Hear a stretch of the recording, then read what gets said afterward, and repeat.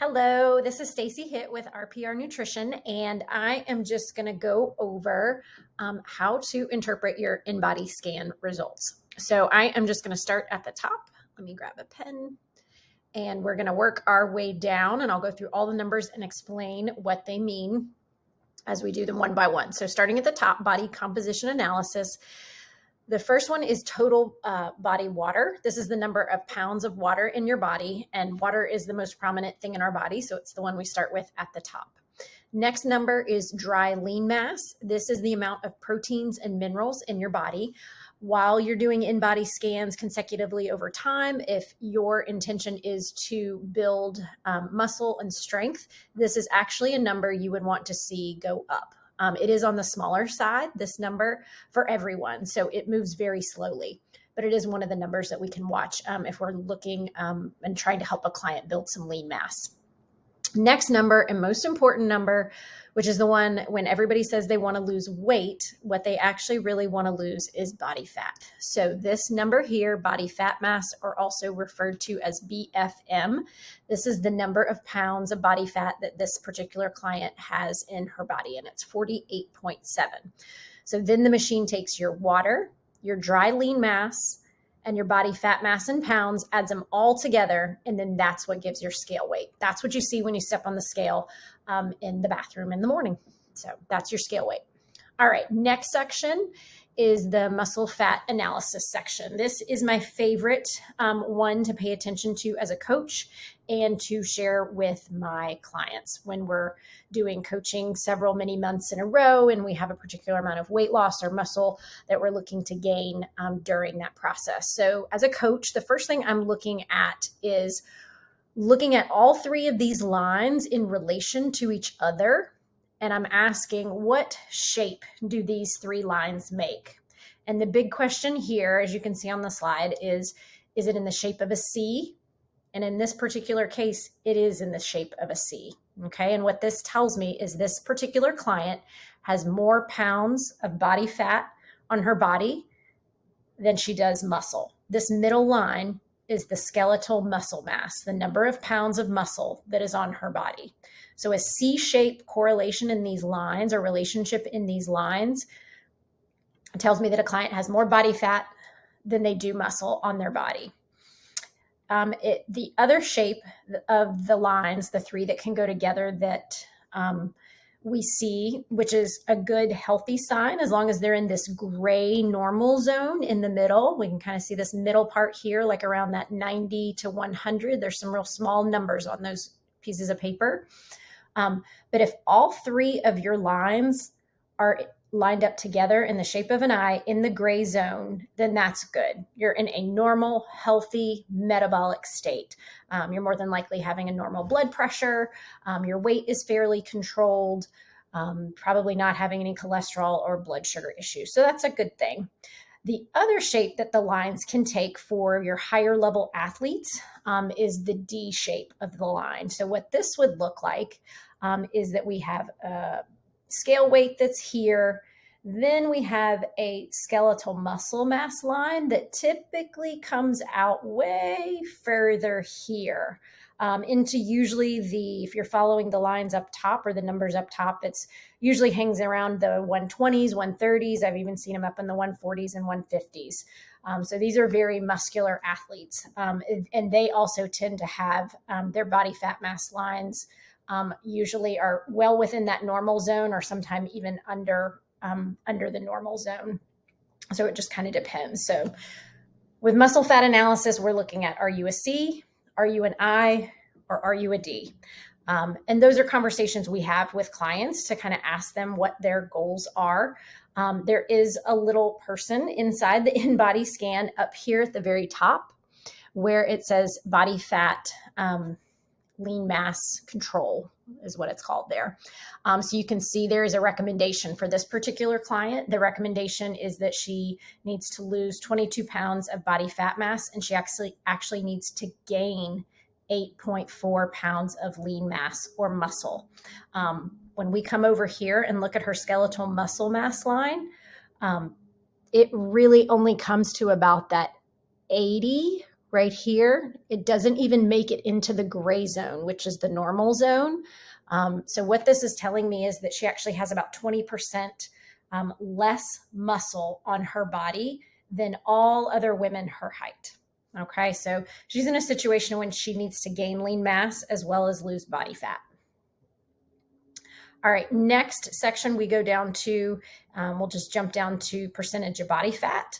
And we can see here that this client's percentage of body fat is 37.5%. So average female clients, we want them to be between 31% and 25%. If you're more in that fitness range, then your percentage of body fat tends to fall around 21 to 24%. If you're a female, performance athletes are between 14 and 24%. Now for males, they tend to run a good bit lower. Females, again, have different hormones.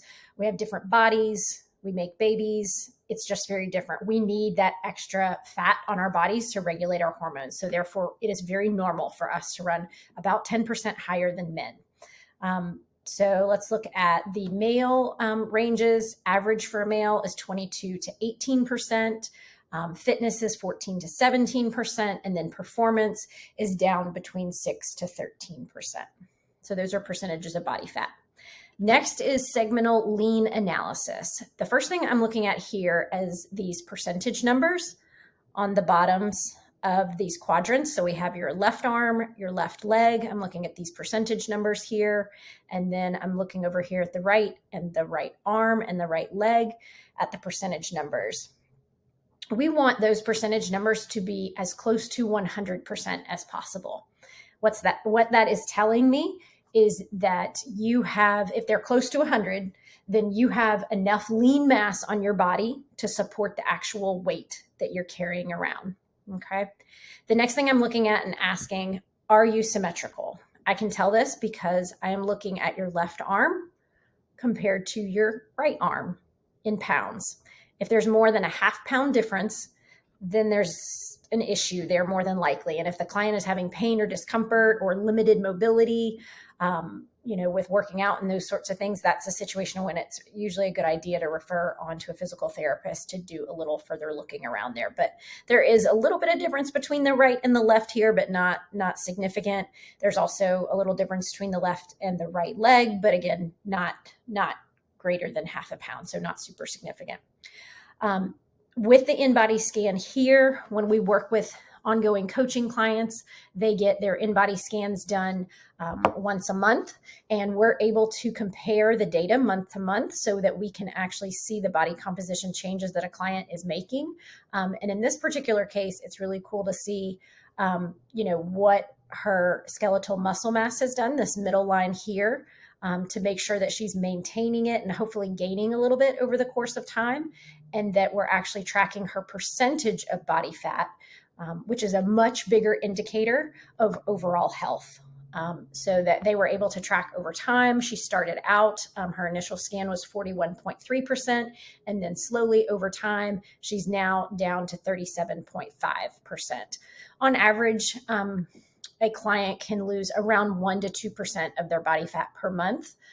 If it's done in a nice, slow, controlled environment. You can do that much faster if you'd like, but the likelihood of you being able to maintain those results is much, much harder if it's done really quickly. All right. And then the last thing that we look at on the InBody scan is right up here on the right-hand side where it says basal metabolic rate. The InBody takes all of this data and gathers it together and tells us the bare number of calories that you need to have in a day to lay in a coma and do nothing. So this particular client, it looks like hers is 1,168 calories. Just kind of as a broad brush through the software that we use when we are, looking to do macros on a particular client, if it's appropriate, or we're trying to just kind of get a ballpark number of what clients can have, we are able to use this basal metabolic rate as a reference point. But again, this is the bare number of calories to just do nothing in a day. This is not take into account your exercise, your movement throughout your day, walking the dog, walking from your car to your work, all the various things that you do in the day, digesting your food, that burns calories. sleeping, those sorts of things. So people actually need to take in a fair amount more than they realize. So we do just like to point that out, but that is by no means the recommendation of the calories that you should follow. As coaches, we put our clients in a much healthier place as far as their total consumption of calories for a day. And most importantly, we want to make sure they are not under consuming, because what can happen is it makes it very difficult. And I think this, could potentially be a little bit what's happened with this particular client, is that they have under consumed, and not gotten things in the right proportions and the right balance. And over time, in a situation in which, she has lost a good bit of muscle, probably also not moving around quite as much. So again, just a reference point, but you never, ever, ever want to eat just at your basal metabolic rate. It is not good for you. You need to be well above that. All right, that's all I have for the InBody scan, and I hope this